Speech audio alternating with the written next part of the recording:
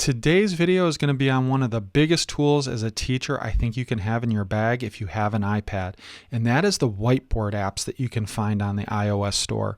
If you search for whiteboard apps on the store, you will find countless and countless lists of different apps that do different things. I'm going to do a 3-part video series in covering probably the 3 most popular whiteboard apps. Doesn't mean there isn't other ones out there, and please don't hesitate to leave a comment on one that you found that works well with you. What you're going to find is it's very, very personal. Each whiteboard app I'm going to go over has pros and cons, and depending what you use the whiteboard app for, you might find a specific one suits your needs better than a different one does. But for somebody else, the one you didn't like works well for them. So you really got to find what does the job for you. And in each of these 3 videos, when I cover each of these different apps, I will go into the pros and cons that I've found, what makes the app really good, and where I find that app specifically lacks a little bit. Now, all of them, you want to use the Apple Pencil if you have that available. They do work with finger touch on the screen, but if you have the Apple Pencil, it becomes so much easier. So in this video, I'm going to start with the first app, which is a Google app called Jamboard. Before we get started though, please, down below, just hit that little subscribe button there and help support my channel. I greatly appreciate every single one of my subscribers. I have gained so many subscribers in the past few weeks, and I am so thankful for all of you. Otherwise, let's jump into Jamboard. So when you first open the app up, it's going to give you a display that shows all the different Jamboards that you've opened up. And you can also have them show as in a list that'll show you with the dates, or you can have them show in a tile format. I just usually stick with the tile format. If you're not logged into your account, you can tap on the little account logo in the top right hand corner, and it'll allow you to actually log in with your school email account, or if you just have a Gmail account. To add a new jam, down in the bottom right, you'll see a plus button, and you want to tap on that, and that will open up an empty jam. The navigation is pretty straightforward. On the top left, you have the little check button. That means it'll save it and get you out of it. The top right, you're going to see 2 different icons. You're going to see the little kind of rectangle symbol with an up arrow. If you tap on that, what it can do is if your district actually has a Jamboard, you can actually wirelessly send what you're doing on your screen to that Jamboard. The 3 little dots allows you to do a couple different things. You can share it. You can add it to your starred. You can turn on link sharing. You can copy a link to your jam. You can turn your jam, that's what they call these, are jams. You can turn it into a PDF file. You can share what's on your screen as an image. You can rename it, make a copy, or delete it. So it gives you a little bit of different things that you can do. On the left-hand side, you're going to see these couple of different icons. The first one is your pen tool, and if you tap on that, it's going to open up, and it's going to give you a couple different features. So you've got kind of your pencil tool. It's going to be like a pen tool, like a highlighter tool, and like a brush tool. And then you can select your colors. And then under Assistive Drawing Tools, it'll give you a text feature, a shapes feature, and a doodling feature. So we're going to turn that back off for the moment. I will show all that in just a second. Then when you click on your eraser tool, it'll actually turn your pencil into an eraser. And if you tap on it again, it'll allow you to clear all the drawing that you did on the slide. So it'll basically wipe out everything you did. It's a kind of a quick erase. Then you've got a select tool, and you'll be able to rotate things. Again, I will show all this with actual items. Then you have like a laser pointer. So say you're projecting what's on your screen. You could circle something, you could put an arrow towards it, and it'll quickly disappear. So think of it kind of like a laser pointer. And then you've got the plus button. This is where you can create sticky notes, add images, upload stuff from your drive. You can use your camera and take a photo. You can browse your actual image library on your iOS device. So if you have anything in your Apple Photos, you can import that, or use your stickers. So you can almost kind of use this app also as a document camera. And I'll show that feature in just a second. All right, we're going to start with the first tool, which is your pen tool. So if you start with just the pen selected, you'll see it's a little grayed in right around the pen tool. Let's say I want to change color. I just tap on it. And then I tap somewhere in the white area so that panel goes away. And now I can just draw. And anything I draw shows up right away.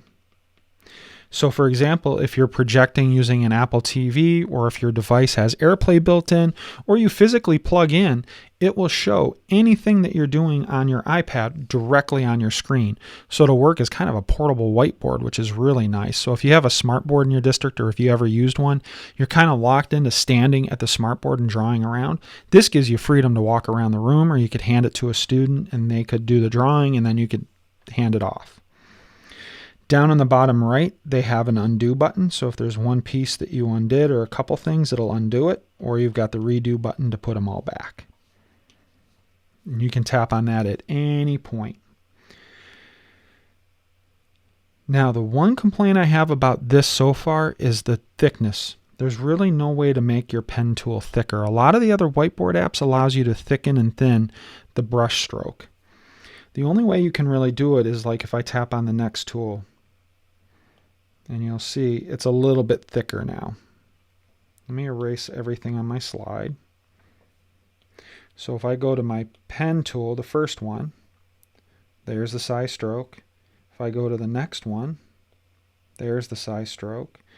Then if I go to the highlighter one, it's definitely thicker, but now it starts taking a little shape. You'll see down at the bottom and the top it does a little curvature.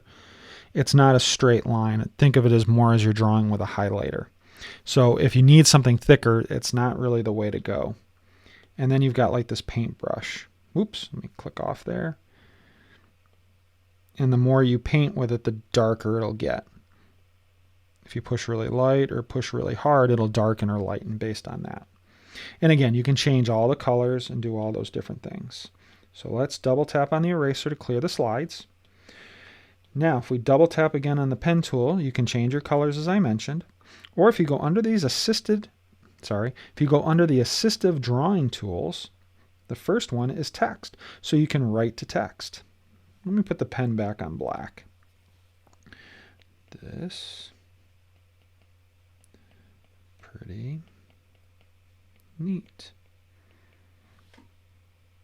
And it'll actually convert what you're doing to text. And you'll see there's a couple options here. You'll see the two circles. You can resize it. If I put my finger in the middle of it, I can move it around.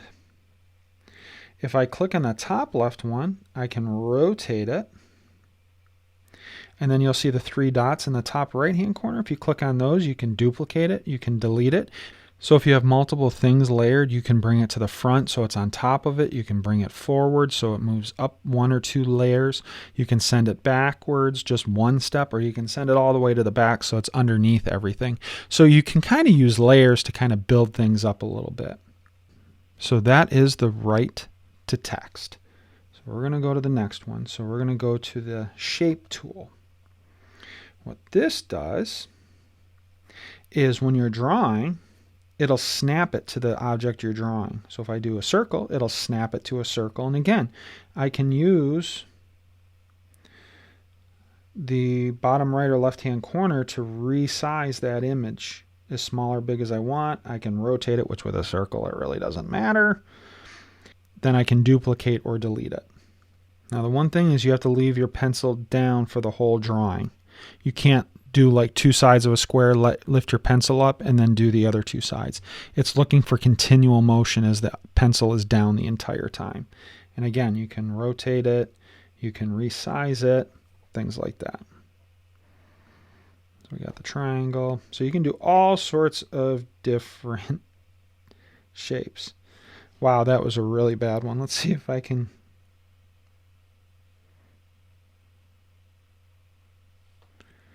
Holy cow, I cannot draw very well. That's a little bit better. Still not the one I was trying to do. So if you're not a really good drawer, this is a great way to help you out a little bit. So let's clear all those slides. All right. The next thing is the doodling tool. What this does is it tries to figure out what you're drawing and then snaps it to something really nice. Now, I am not an artist by any length of the imagination. The extent of what I can do is birds and stick figures. So I'm going to draw a bird.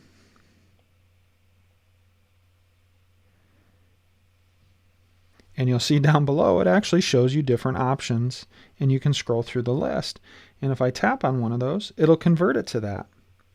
And let's say I want to move it around.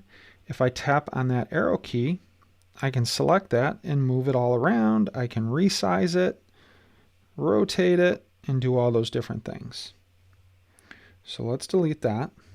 Okay, so now I'm going to doodle. Let me get back to my regular pen tool here. So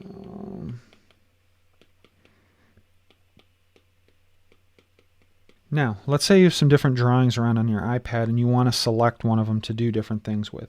You want to tap on that little arrow tool and you can circle around what you want to change. And from here, I can move it all around. I can, again, rotate it. I can resize it. And if I tap on the three dots, I can delete it. And it's gone. So it allows you to take a selection and do different things with it. And then the laser tool, just like I showed earlier, if you just want to circle something, it will disappear. Not a lot you do with that feature, but it is kind of handy. So let's clear all those out. Now the plus tool. So right now it's just a basic whiteboard. And as I said, the only real feature right now that I kind of don't like as much is that you can't change the thickness of your pen tool very much. That's something I like to do fairly frequently for me. So that's a feature that I want and need to have in my whiteboard app. It might not be as important to you, where this one really comes through. Now, if I tap on the plus button, I've got some different things I can do. The first is a sticky note. And I can actually put a sticky note in. And when I'm done, you can change the color. You'll see the yellow at the top allows me to select different colors for the sticky note. And when you're done, you hit the check. If you want to cancel it, you tap on the X. So I'm going to hit the check. And now you'll see I can move that all around. I can tap on that. I can resize it. Again, you can duplicate it. You can edit the sticky or delete it. Now let's say we want to add something else. Let's say you want to add some images. You can actually search from some images. So let's say I want to put an airplane. Now it's going to do a search for an airplane. Let's say I kind of like that one. I can insert it and tap off of it. And now I can move it all around. I can resize it. I can rotate it and do anything I want. Again, the three dots, you can delete it and things like that. Now let's say I've moved that around and I want to move my sticky note. So you'll tap on that arrow key and tap on the sticky, and now I can move that. Say I'm done moving that, I can tap back on the airplane and I can move that all around. So it gives you the flexibility to jump back and forth between your different layers or objects that you have inserted. So I'm going to delete the sticky. I'm going to delete the airplane. I'm going to go back to the plus. Drive content, so if you have a file in your drive, you can upload it and place the document on the screen in your iPad and write on it. If you want to kind of use this like a document camera, what you can do is I'm going to hit tap on camera. It's going to ask for access to my camera, and I'm going to say OK. So you'll actually see my little setup right here that I've got. So I'm going to take a photo of that. And then you can either hit retake on the bottom left, or you can hit use photo on the bottom right. I'm going to tap use photo, and you'll see there's the photo. I can resize it. So if you had a document, you could quickly go in, hit plus, hit camera, take a photo of the document, and your document will show right up. And if I tap on my pen tool, let's put it on red, I'll make it a little thicker, I can now write all over the picture and show different things.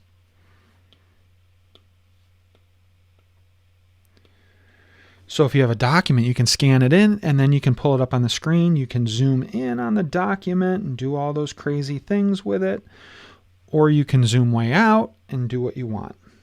So we're going to clear, and that'll erase even your photo. So that's just something to keep in mind. But let's say we go back and I just want to erase certain objects. You see how when I'm erasing, it's only erasing the writing. So if I tap again on the eraser, it'll allow me to erase everything. But if I just tap once on it, it'll allow me to actually just erase as I go. And what you'll notice is as I scribble bigger, what you'll notice is as I do it faster and move it around, it gets bigger. If I do it more slowly, it stays smaller. So it gives you some flexibility there, which is really, really nice. But let's say you want to delete everything. Again, you hit that again and hit clear, and the photo is now gone. The last one is the stickers. You can put in different types of stickers. Not a lot of different things, but just a few options there if you want it. And then again, when you're done, you can just hit the check. Now the next piece, and kind of the last section, is you'll see in the top center here, you'll see a 1/1. That means I only have one Jamboard screen. But let's say you want to add multiples. Just hit the right arrow and it's going to create an additional screen. And then you can click the left arrow to jump between them. So let's say this is number 1. Now let's say I want to go to my next slide. I'm going to tap the right arrow. This is 2. And I can keep tapping the arrow to add multiples to the screen. Is 4. Now if I tap right on the 4/4, it'll give me a navigation. I can tap my finger on them and move them around. So I can hold down and drag them. I can click the plus button to add an additional one. And then when you tap on it, you'll see there's the 3 little dots, and I can either duplicate or I can delete it. So it's a great way to add multiple screens, especially if you want to have multiple documents. You could be in one Jam screen, take a picture of a document, then slide over, create a second Jam screen, do another document, so it allows you to quickly jump back and forth between those documents. So this app overall, it's got a lot of features to it, but it is still very more on the simplistic side. But honestly, for probably most people, this does everything that you need it to do. And what's kind of nice is it's tied to your Google account. And again, when you're done, you hit the check on the top left. That will save it. And then you hit the back arrow and you're out of it. And you'll see all your different jams listed on your home screen. I hope you found this video helpful in showing you the pros and cons of Jamboard and what it can do and how it works and the things you can do in it. Again, for some people, this app might be perfect and does exactly what you want. Of the 3 I'm covering, I think this one is probably the most simplistic of all the different whiteboard apps. The other 2 I'll be covering definitely have a lot more features to them. But maybe for you, that simplicity is sometimes the nice thing. So it really, again, as I said, it depends on what you need in order to find what app would work best for you in your classroom. Stay tuned. I plan to have up very, very quickly the other 2 apps that I'm going to cover, which is the Explain Everything app and the Microsoft Whiteboard app. Those are the other 2 I plan on covering. And again, each one kind of has its pros and cons and things it does well and things it maybe doesn't do so well. And I hope by the end of this 3-part series that you can find the whiteboard app that works for you. Again, please don't hesitate to leave a comment down below. I do respond to all those comments, so if there's an app that you found that you really, really like and there's some features maybe done a little bit better than some of these other ones, please leave it below and I will check it out. I am always looking for new apps to check out and show off to staff and show off to all of you. So after you're done leaving a comment, just move up a little bit and hit that like button so you can help support my channel. I do really appreciate it. And while you're right there, so you can stay up to date with all my latest video tutorials, hit that subscribe button and that'll help you stay up to date. Otherwise, this is Adam on Tech, signing off.